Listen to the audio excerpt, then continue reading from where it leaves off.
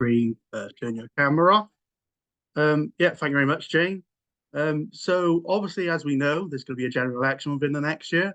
You should all know in the Green Party we have 4 target seats, those being North Herefordshire, Bristol Central, Brighton Pavilion, and Waveney Valley. But it's really important we stand candidates in all 575 seats across England and Wales. It's vitally important as us as young Greeks promote that we stand young candidates, promote young candidates and help them stand, and have a range of young people standing as well.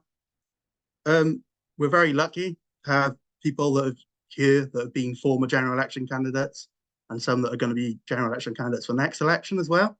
So I'm going to start by letting them introduce themselves. So if you can just say your name, your pronouns, if you've stood before, where you stood and when, / where you're standing in the next election. So we'll start with Nate. Thank you, Phil. Hi, my name's Nate Higgins. My pronouns are he, him. I'm a Green Party councillor in Newham in East London, and I stood for Parliament in 2017 in West Lancashire. So I was about 20 or 21 years old at the time, I think. Thank you, Nate. Can we go to Tor next, please? Hi, I'm Tor. My pronouns are she, her. I'm a city councillor in Worcester, and I'm standing for general election in Worcester, same place. And I've never stood before. Thank you very much, Tor. And if we can go to Harry next. Yeah, I'm Harry Gorman, pronouns he, him. I'm a councillor in Wirral. I first stood in 2019 in Wirral South, and now I'm standing again at the next general election in the seat of Ellesmere Port and Bromley. Thank you very much, Harry. Just a short overview of how this session is going to work. We'll have roughly 30 minutes of panel discussion, which is going to be chaired by Ollie. And then we're going to open it up for around 15-ish minutes of Q&As from yourselves. So I'm going to hand over to Ollie to introduce themselves and start off with the panel discussion. Thanks, Phil. So hi everyone, I'm Ollie. My pronouns are they, them. And just so you know that I am practicing what I preach, I'm also the parliamentary candidate for Pontefract, Castleford and Nottingham at the next general election. So I'm not just encouraging you all to stand and not standing myself. So we'll start with our first question for the panelists. So what motivated you to stand for selection to become a general election candidate? If we maybe start with Harry. Yeah, thanks, Ollie.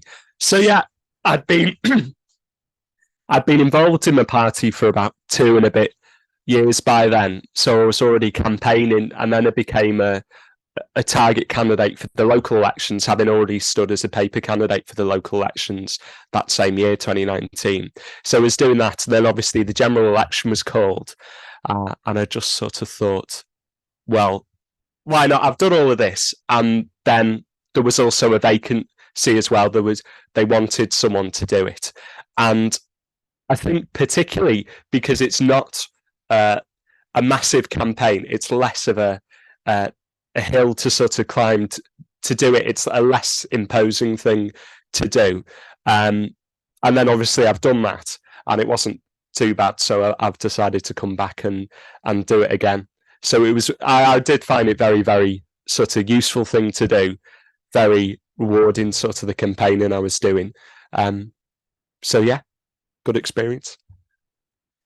Perfect, thank you. Tor.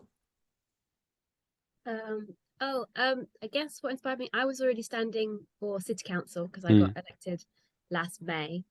And so that I was already involved, but I'd been involved in politics for quite a while, and I'd been involved in Extinction Rebellion for a while before that.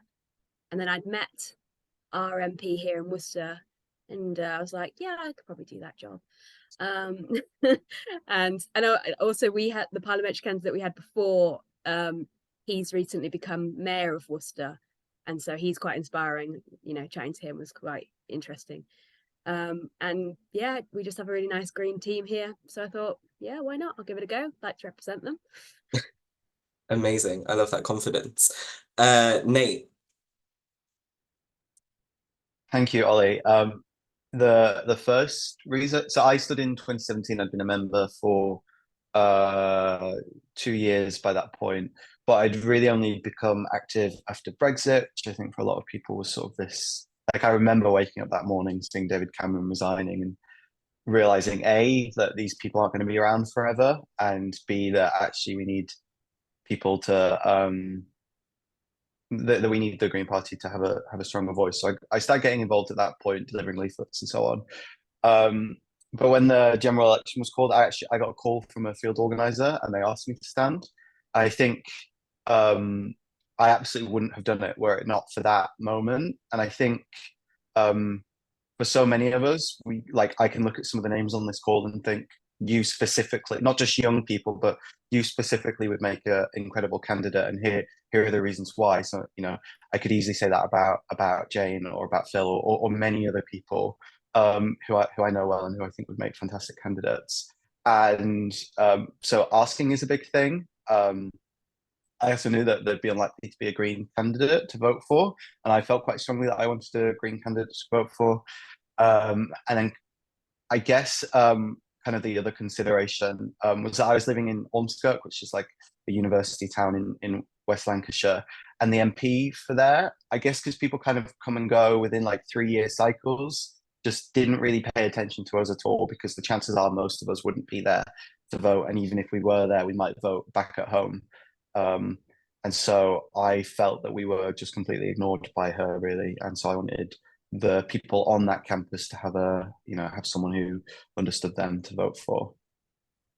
Yeah, amazing. Yeah, I think definitely that kind of directly being asked by people to stand can make such a difference, because even if it's sometimes in the back of our head when we're directly asked to stand, it really makes the difference in that regard. I should add as well that we will be having a Q&A sort of section towards the end. So if anybody has any questions that they'd like to ask our panelists, then feel free to pop them in the chat, or you can save them and pop them in the chat when we get to it. So how do you think your perspective as a young person differs from people that might have been involved in politics for a longer time than you yourself have been? If we come to Tor first. Yeah, so I think my perspective is quite different, especially to people who've been involved in politics for a long time here in Worcester. We had, well, I say we had, they're slowly going, lots and lots of Conservative councillors here in Worcester who had been elected for a really, really long time. And they'd sort of joined this sort of, I guess, like an old boys club that had always been there and assumed that they would always be there. And slowly, one by one, they're getting unelected, which is quite interesting. But I think being a young person, what I think makes me quite different is that I don't know as much as they did about Worcester. So I'm constantly asking questions, and I'm questioning them, and I'm scrutinizing the decisions that they're making, and, finding out why, we've made certain decisions and why we haven't chosen, a more green route or a more fair route. And I think that's really, really important in politics, just having that sort of fresh perspective, someone who does ask the important questions and isn't afraid to, essentially. Absolutely, that kind of scrutiny of sort of the establishment is really, really important. Harry, if we come to you. Yeah, thanks. So obviously, the perspective is different for everyone, isn't it? But specifically as a young person, it's about the interests you have and how sort of politics treats young people as a whole. Obviously, because young people don't tend to vote as much, and even if we do vote, we don't tend to be in particularly. We tend to be concentrated in safe constituencies, which means that the voice doesn't get listened to. So the real difference, the real important part of this perspective is about, typically not owning a home. Obviously, we've seen the statistics for how many homeowners there are under, say, 35, which keeps going down and down, and also how many people are still living at home with the parents, such as myself. Obviously, that's a big issue as well, and that is a perspective that is sort of not present for people who've been in politics for a long time and are more established as well, and also the needs of students. Obviously, lots of the difficult political sort of choices that have been made over the past 10, 15 years, they've come at the expense of students, with sort of fees being introduced and then going up, and all this stuff about paying it back, which means that students end up having a higher marginal tax rate than Rishi Sunak or someone like that. So it's all a bit stupid, and it is really important to have at least some people with those sort of perspectives, not just casting a vote, but also being someone who people can cast a vote for. Thank you. Yeah, absolutely. Nate. Thank you, Ollie. So this is an interesting question for me to answer, because I stood in 2017, having only been in politics for sort of 2 years, and now I'm coming up to my 9th year anniversary of being a Green Party member, and I'm an elected councillor and stuff. So it's like, what did I think at the time and what's changed since is like a really interesting thing to think about. But I think even now as a councillor, when you've been around for a long time, you start getting indoctrinated into this idea that like change is difficult, or like change is hard, or like change isn't going to happen, and so why bother picking this fight or that fight. Whereas like I actually tend to think like ignorance about this stuff is like a really key asset, because you come into every conversation going, well, why can't it be better? Why can't it be like this? Why should people have to be suffering like this? And being in the room with that perspective, I've seen like me asking that question, people thinking they have an answer and then realizing halfway through that they don't, and actually we can change this. But you get lazy is the wrong word, but like people just stop thinking that things can change. And then I guess the one other thing is, with this is also about being in politics as a young person, and Harry touched on this, but like most of the people that you encounter in politics are people in their 50s and 60s who have like really sort of safe and comfortable lives. Like they might not be well off or incredibly rich or anything like that, but they're not worrying about whether they're going to have a roof over their heads, or how they're going to put food on their plate, or what their next job is, or any of those things. Whereas a lot of the people we represent do feel that, and so having representatives who feel that and who know that and who have experienced that, I think having that perspective in the room is so important, and so often that perspective is not in the room. Yeah, definitely. Thank you all. That's really interesting to hear about kind of your own unique perspective as well. So maybe more specifically towards Harry and Nate, as people who have stood before, did you face any challenges that are kind of unique to young people when you stood, and what advice would you have for young candidates coming up to a general election? If we come back to Nate. Thanks, Ollie. So I get, even now, a lot of ageism. It's something I experience on like a regular basis. If you look at my mentions, whenever I sort of get anything popular on Twitter, it's always like, sit down or run along, kid, or like things like that, which are really quite gross. But I think the main thing to think about is that members have at this point, assuming you've been selected, right? People have selected you because the people who know you are confident in you and your ability to do this role. And the ageism just suggests that they're ignorant rather than that there's anything wrong with you. And that doesn't mean you have to suffer it. I always call it out because I think it makes them end up looking quite silly. But you also deserve that support from your local party. So if they're not giving that to you, a good place to go is your regional party or your field organizer, and just saying, look, I'm experiencing this, and I need that support. I've just got a list of here. There are a few things. The other thing is like, you're going to have less time than many of the other candidates for the reasons that we just talked about. You're probably not going to be able to take the time out of work for it, or from school, from education, or anything like that. And so you need to be specific about what opportunities you do and don't take, and what you're trying to get from that. You don't need to take literally every opportunity to appear at every event, or otherwise you're going to overwhelm yourself and burn yourself out. And also, on the other side of it, you're not going to be sufficiently prepared because you just don't have the time for it. So think about, with every invitation, what are you trying to get from this? And then B, what support do you need? And make sure that you get that. Because there's nothing worse than taking an opportunity, appearing unprepared, and not doing as well as you know that you can and that you should be able to with the support that you deserve. And then finally, you're going to just receive a lot of email, more than you've ever seen in your life. Most of it is standard. Start writing those standard responses. The party probably has some standard responses for you. Your local party can help you write them, but you are not going to survive if you write a bespoke response to every single email. Just the way that digital campaigning works now. So that really specific thing, but the main thing is that you're not on your own and you deserve support from your local party. So if you're not getting it, go to your regional party or your field organizer. Thanks, Nate. That's some really, really helpful sort of practical advice. Harry? Oh, yeah. So I think the unique chances are, the unique challenges are sort of what Nate said.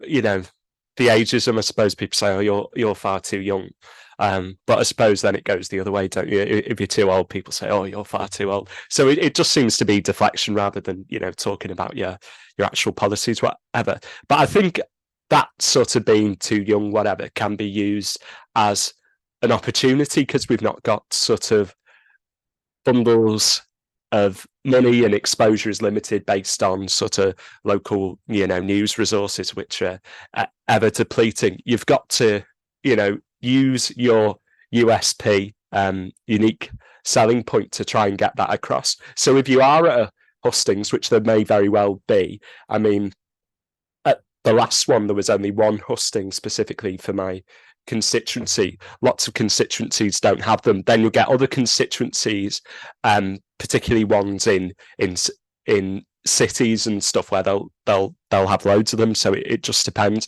But when you're there, you can, people will remember you for being the young one. So then you try and sort of give a good fresh message to go with the fresh image rather than just being an identikit politician. Perfect, thank you.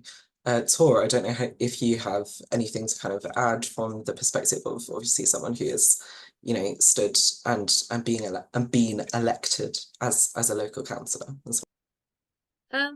Yeah, I guess for parliamentary candidate wise, the thing that I was most worried about being a young person when I was going through the sort of process so far is that I've got loads of other people here in Worcester. There's loads of other Green Party councillors who have been involved in politics a lot longer than me. So even within our own little group and our own little party, I was like, oh my gosh, am I the best person for this role? Because there's people who have been elected for 10 years now. Well, yeah, about 10 years. And that can be really worrying. I guess also so far what I've found, because there's been a bit of publicity of me standing, I've just had people calling me with really specific things, like really specific issues. And I'm like, I am not an expert on, I don't know, clay pigeon shooting, but that's just an example. But we can definitely, try and find you someone who is, and I chat to them because, you can't be an expert on everything. You can't be expected to know absolutely everything. You can just try and use the resources that you have around you, I guess. That's been it, really. Yeah, absolutely. Thank you very much, Tor. So some people may be kind of wanting to stand for selection but aren't quite sure of how to kind of navigate that selection process that we have in the Green Party. So what advice would you have for people to kind of help them navigate the selection process? If we go to Harry first. Yeah, thank you. I mean, I'd say don't worry too much. From experience, the Green Party is not a particularly daunting party. From going to meetings, they're quite convivial, friendly, and that extends to most of the selection meetings two. And particularly for a general election, you'll probably be asked, or people will be asked in general, who do you want to come and do this? And I think you should see it as an opportunity like that. And no one should, sort of have a go at you for trying.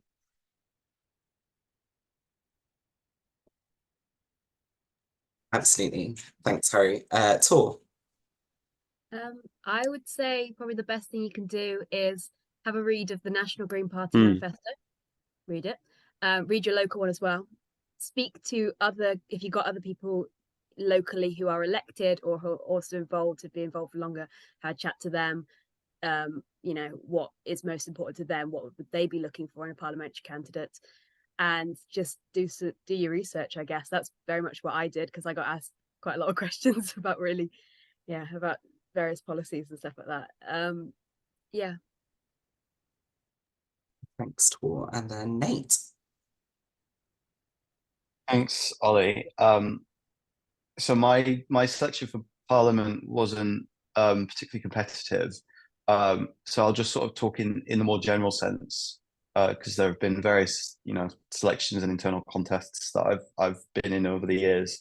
I think what I always try to do is like lower the stakes to myself. So essentially what you're doing when you put yourself forward for selection is you are offering a service to the party. You're saying you need somebody, and I'm willing to do that as part of my volunteer role for the party. If they pick somebody else, in some ways, like, great, your time is now free to find some other way to volunteer. And we're all like part of a team. And if we can take sort of this, to be honest, I don't encounter much egotism in the party, but like, if you take this, like, it doesn't have to be you, it doesn't have to be your face. It can be, there are benefits to that. But if you lower the stakes and you say, well, the party is going to select somebody, I want to offer my name forward. And if they do or don't select you, you just move forward with that and look at the selection process in itself as an opportunity to learn and to grow. And then the other sort of really specific piece of advice at this point in time is we want to stand more candidates than we ever have before. I think it's like 580 in England and Wales. Many local parties will not have people within their local party who want to do it, or there are sort of 6 active members and they've all done it once before and none of them want to do it again. There will be opportunities to stand maybe in the neighbouring constituency or a constituency a few miles away that you might know something about, or potentially even one that you don't have much experience with. But if we're, as a party, going to achieve this goal of standing in every single constituency, then we are going to have to have people stand in from outside of the local party. And that is a really great first opportunity for you to do that, because it probably won't be competitive, and you get the experience without too much of that fear of the competitive selection process. So if you're interested in that, I think the field organisers are working on the national scheme now. So contact your field organiser. If you don't know who that is, speak to your local party chair. They will know, and say that you're interested and ask for help finding a constituency. Yeah, thanks, Nate. Again, that's some really practical advice, and we will be sharing kind of details about that towards the end of this session. So why do you feel that it's important to have young people standing at the next general election? If we come to Tor first. I think it's really important to have young people standing in the next general election, because we are voting on issues and we are talking about issues that are going to affect our future, and so we should have a say in the debate. I also think, and this is a big thing that I was saying when I was standing for election, because when I was being selected, there were a couple of other people who also wanted to be the parliamentary candidate, and so I had a bit of a hustings with them. And someone came up to me afterwards and said, I'm voting for you because you are young. It's going to take a while for us to get our next Green MP, but you look like you're passionate, you are interested, and you'll probably be sticking around. So we want someone who has that longevity and will care about it and keep caring about it into the future. And I think that is something that young people definitely can offer, and I'm more than willing to offer. Thanks, that's really great, Tor. If we come to Nate next.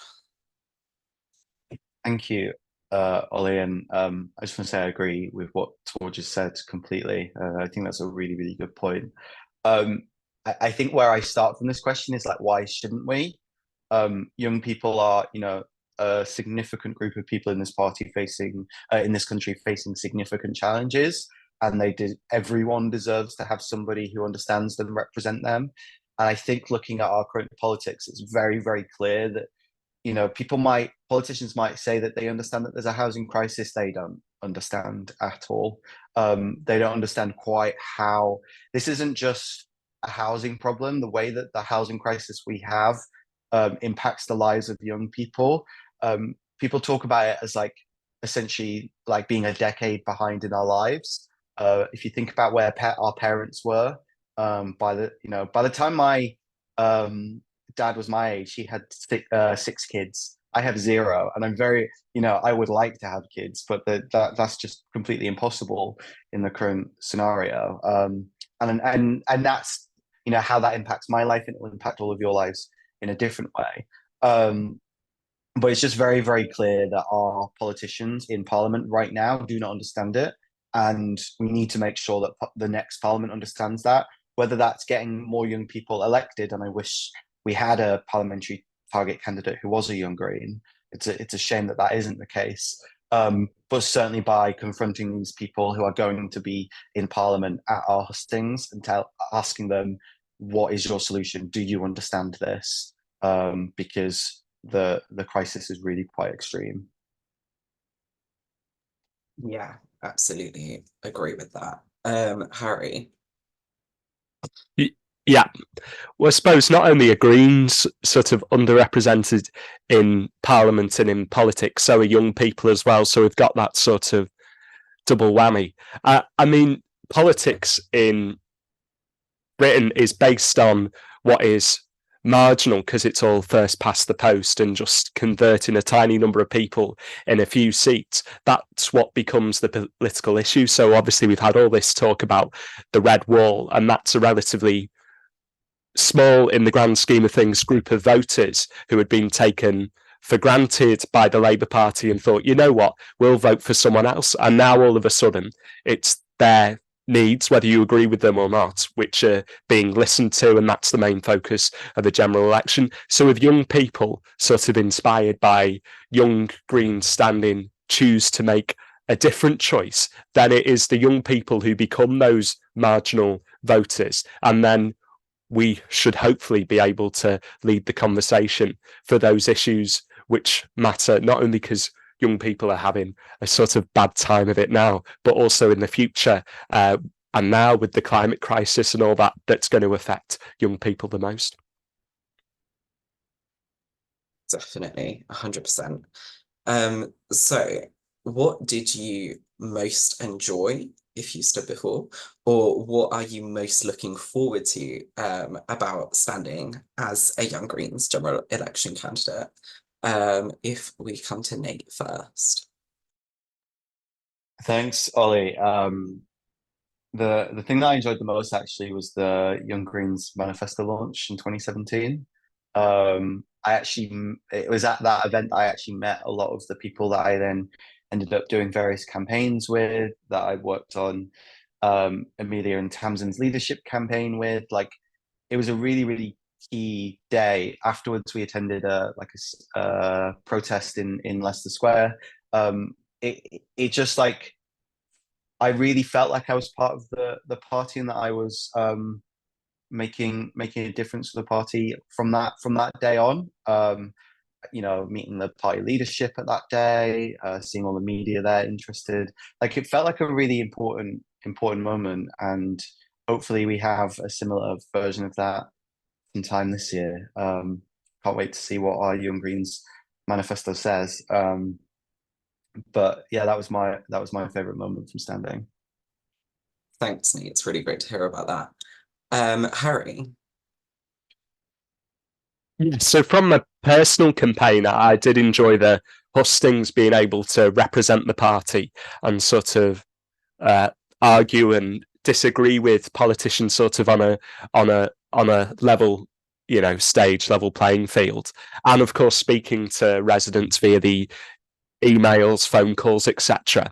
And I suppose part of the wider campaign, it's that sort of camaraderie with other Green candidates. Even if your campaign is not going to be massive, it's helping others and trying to do the best to get, a few Green MPs elected. Fingers crossed.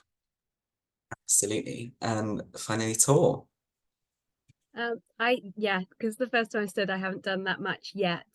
But I have done a couple of things. So it's been really interesting chatting to people from all across Worcester who would be calling me up and asking me about really specific policies, or just generally calling me up to say, I'm going to vote for you, I hope you win. That's been lovely. Recently we put out a newsletter, and it's across lots of places in Worcester. It's had like a little section which is my face being like, here's your parliamentary candidate, there she is. And when I'm not doing that, I teach at the sixth form, I teach A-level music technology, and one of my students came up to me and he goes, I saw something really funny in the paper the other day. And he put it up, and there's this little picture of me. And I was like, oh, brilliant. He goes, oh, good luck with it all. I hope it goes well. And that was nice. Also, we haven't done like proper hustings yet, but we have been doing some debates. So we did one about addressing the climate crisis recently, which was me and all the other parliamentary candidates for Worcester. And that was really fun. I quite enjoyed, questioning the Conservative candidate quite a lot about his policies and the choices that his government have been making. That has been really interesting.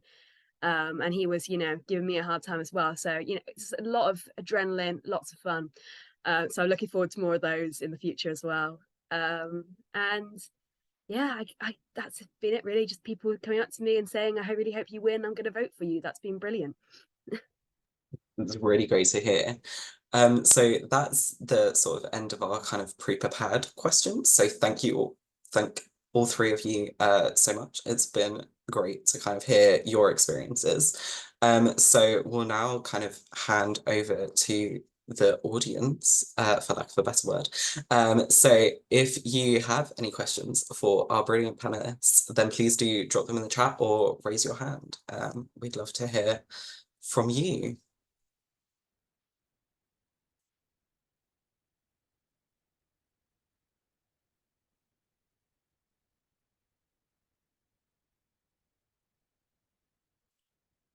Yeah, Chloe. What tips would you give for like statement writing for stand as a parliamentary candidate? So I don't know who would like to come in on that. Feel free to go ahead. I would say definitely have a look at your local party's manifesto if they've got one. Have a chat to other people within the party, definitely. Use all the tools available to you. And what I'm saying is there's some really good AIs out there, and it's a good place to start in terms of getting something that looks right, and then you can edit it later. Like, don't be afraid to use the technology that's available. And then always have someone look over it afterwards. I've got my partner's grandmother who is brilliant at English literature, and she's really good spell checker, and she's brilliant. So I always get her to check it before I send anything off. So if you've got someone like that, then great, get them to have a look. Thanks, Tor. Nate, Harry, do you have anything to add? Yeah. So just on what Tor just said at the end, Grammarly, I never submit anything without it going through Grammarly. I've even found myself like paying a little bit extra for the extra suggestions because I'm a little bit I don't know, worried about seeming like I don't understand English. The main things that I think about while writing is first I actually aim for like slightly longer than what the word count limit is, and then that forces you to like actually have a conversation with yourself about what's important here or not, rather than just writing the first 500 words that come to your mind, or 300 words, or whatever it is. I sort of write without the word limit in mind, write everything that I think might be relevant or important, and then cut it down, which really quite helps.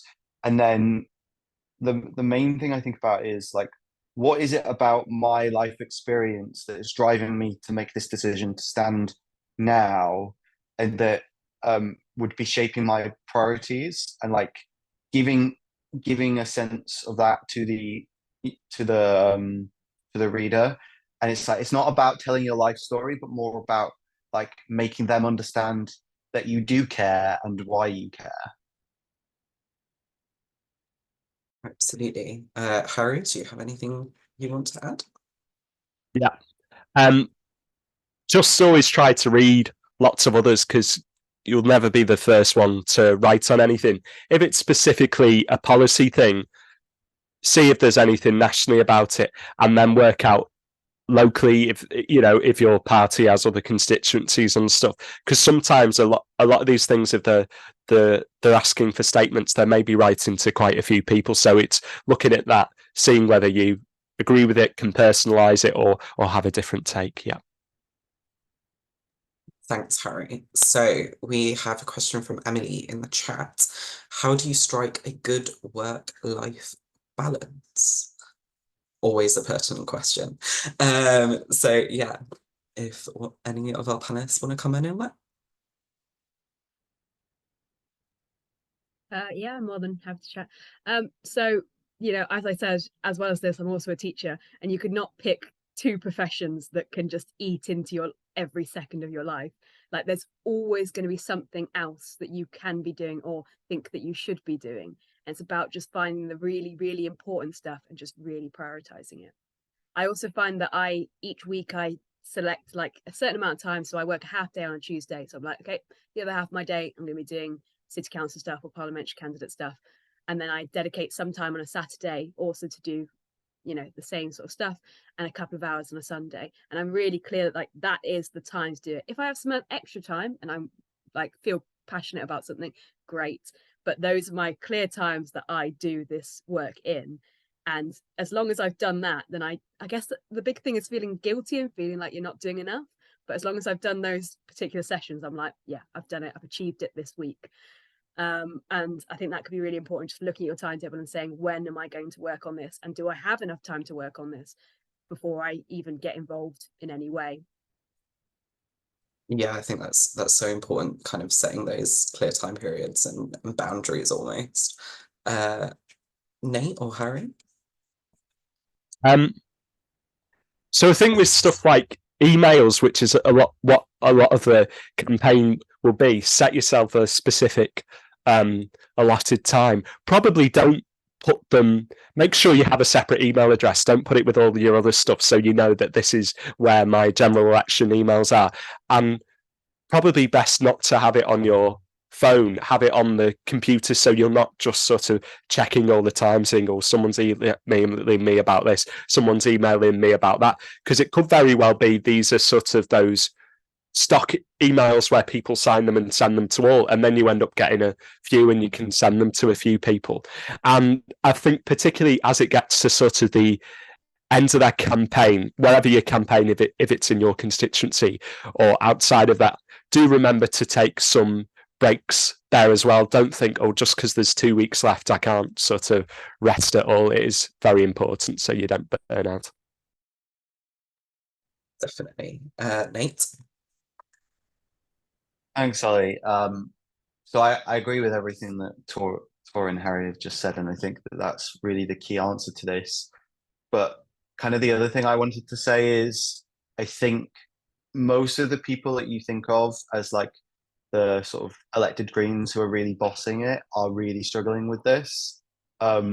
This isn't like something that I'm yet to meet a councillor who thinks they're like really on top of their work-life balance, or who feels really happy with the state of how long it takes them to get back to an email, or who doesn't wish that they could do more. And I think that acknowledging that feeling and sitting with that feeling is actually really important, because it's not a sign that you're failing or that you're deficient or that actually somebody else should do this. It's just we live in a country where so much is so broken and has been for so long that the challenge is just so extreme, and we're a party with like not, that is punching so far above its weight that every single one of us, it feels that stretch. And I don't want anyone who does feel that to think that there's something wrong with them or that they aren't enough, because that isn't how we solve this problem. We need everyone to feel like there's a space for them. Absolutely. That's so important. So we have another question in the chat from Amelia. What was the process of putting yourself forward, and was it a quick or a long process? If someone would, yeah, Harry. Yes, so it was 2019. We didn't definitely know a general election was coming, but we got the sense that one was occurring. So it wasn't like 2017 where it was snap, oh, suddenly we've got to get hold of these candidates. So it wasn't a, stressful thing. We did it. We put the party put out the call for candidates, saw if any came forward, and then if there wasn't some for certain constituencies, they put it out again, and that's what's happened this time as well. So it shouldn't be too stressful. No one should be saying you need to be a candidate or else we're not going to have any or anything like that. And then obviously you'll be speaking to the officers from your party who should, like with anyone, sort of help you and guide you through it to see whether you want to do it and whether that's what you whether you think you'd be any good at it. And then it comes to, there's the internal party hustings. For my own, I was actually on a trip to the EU Parliament when we had a Green MEP for a short time. So I didn't make the meeting. So someone read a statement out on my behalf and they supported me anyway. So maybe arrange a trip for Brussels when the meeting's on, but probably won't work every time. Great advice. Tor or Nate? Gosh, it was quite a while back that I did this, and I'm trying to remember exactly what happened because it was summer 2022, I think. Yes. That I put my name forward because an email had gone out and they said, we're looking for parliamentary candidates. If you want to be one, write a statement and then send it off to this email, and there will be a hustings. I think it was something like 2 weeks later, maybe slightly longer, I'm not sure. So essentially I wrote a statement, I sent it off, we had a hustings. There was a couple of other candidates as well, which was quite scary because I wasn't a city councillor at the time, but one of the other candidates was a city councillor, and then someone else was just someone who's really active and really involved. But then we did the hustings, then we did a vote, and then they selected me, which was lovely. Thanks, Tor. Nate? Thank you, Ollie. So as I said at the start, it was a situation where I was in a local party where there wasn't really anybody else that wanted to stand, and I got a call from the field organizer asking me to do it. And I think they sort of smoothed over the process a little bit I didn't have to do a huge amount of that time. So I was very, very lucky to be in that situation. And that won't apply for a lot of people. But so what I would say instead is if the local party is sort of following the rules as outlined by the National Party, there should be a really clear timeline set out at the start with this is what happens on this date, this is what happens on this date. And if you feel like you're being asked to put yourself forward and you don't know how long it's going to take or what's going to be asked of you at what time, then your local party is doing something wrong. You deserve to have that information before you put yourself forward. There's actually really strict rules in the National Party about how long the process is supposed to take. So if you're someone like me who sort of loves reading constitutions, God, I need a hobby.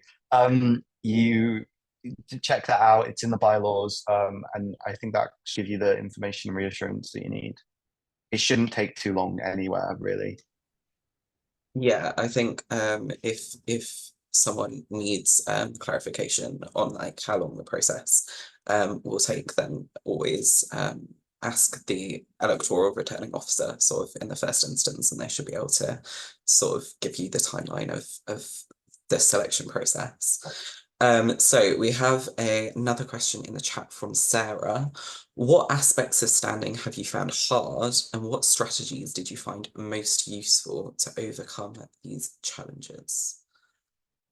I don't know who would like to come in on that.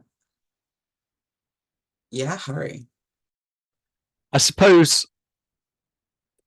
obviously, there is stuff like perhaps getting nasty messages and things like that, but personally, I didn't find that much of a problem. And to be fair, there's not a great deal, but there was probably more of that for a local election where there's a much more intense campaign and you're doing it for a lot longer time.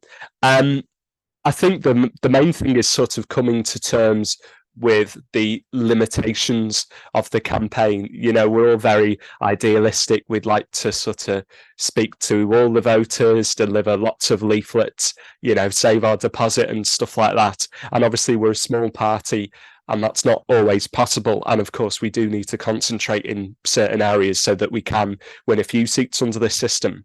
So I suppose it's just coming to terms with that that I found most, not necessarily difficult, but frustrating. But then obviously you can use that and use your energies elsewhere.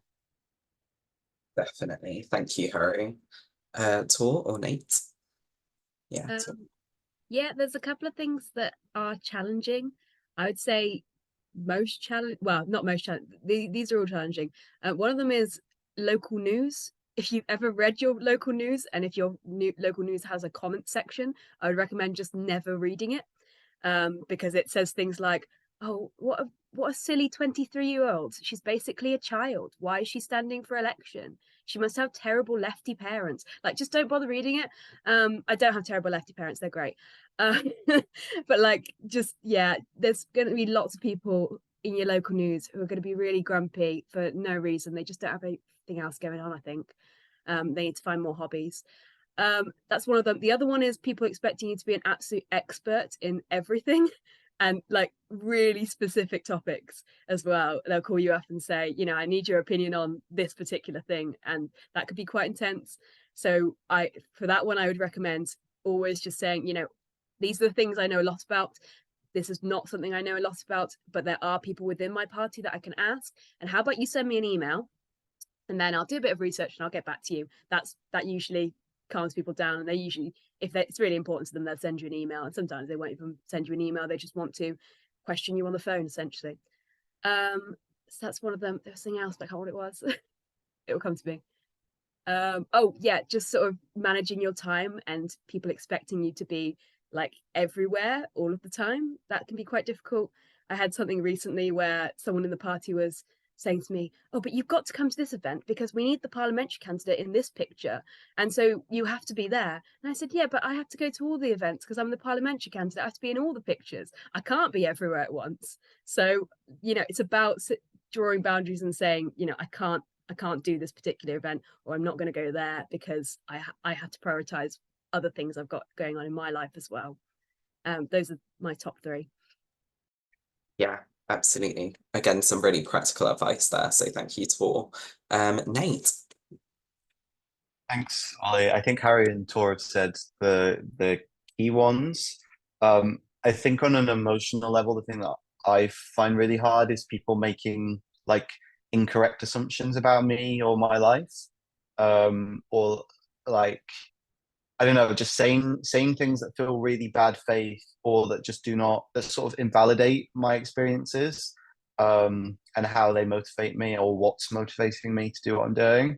I've always found that really hard. It feels quite unfair. But I think, unlike most political parties, we're generally quite a friendly political party, particularly on the local level. And so, taking, I don't know, confidence in the fact that people put their faith in you, like the people who know you want you to do this and want you to be their representative, and be sort of like being confident that I know myself and I know the reasons why I'm doing this, and the people who are saying this negative things about me probably would never have voted for me in the first place, and probably nobody's listening to them. So it's not easy, and like Tor said, try not to read it if you can, because there can be a fair bit of that. But yeah, don't think that the people who shout the loudest have the most common view. It's usually actually the other way around. Absolutely. Thank you, Nate. So we haven't had any more questions in the chat, and we are just about coming to the end of our time. So I'd just like to say an absolutely huge thank you to our three panelists. It's been so invaluable to hear kind of your experiences and your advice. So thank you so much. I will hand back over to Phil. Yeah, thank you, Ollie. Just want to again thank Nate, Tor, and Harry for doing this. A couple of things I wanted to add. So check your local parties to see what the selection process is like. Obviously, some parties will have already selected, some will be in the process now, and some will not have started. We had a question about how hard it is and how much time it takes. I can tell you because I'm the chair of a local party that's going through selection now, and I'm someone that put himself forward as a candidate as well. It doesn't take much time at all. It's 2 forms you have to fill in, and your local party under the constitution has to do 1 hustings. The election period's only open for 2 weeks, but that's all online, so you don't have to do anything for that anyway. So I wouldn't worry about that at all. Also, the National Party now, because we're approaching a time where it's more likely to be an election, might be taking over some local parties' selection processes for them if they need it and if they've asked for it. So also check out for that. There's also an option to sign up as a candidate for any local party, so not just for your own. This is from the Central Party as well. I think Jane has just put it in the chat, so that's very helpful. So I just wanted to mention that. I also want to mention to people, because obviously this is going to be on YouTube as well. So if you know anybody that might be interested in standing, or you think would be good and you want to stand, please do put themselves forward. Let them know that this will be up on YouTube so they can take a look at it. And also another thing, we as Young Greens want to know when Young Green candidates have been selected. So if you know from within your local parties, or you just have a friend in the party that you know has been selected and is a Young Green, please do get in contact with us, because we can then put them on our list of general election candidates for the next election, and we'll be able to offer them with certain help on advice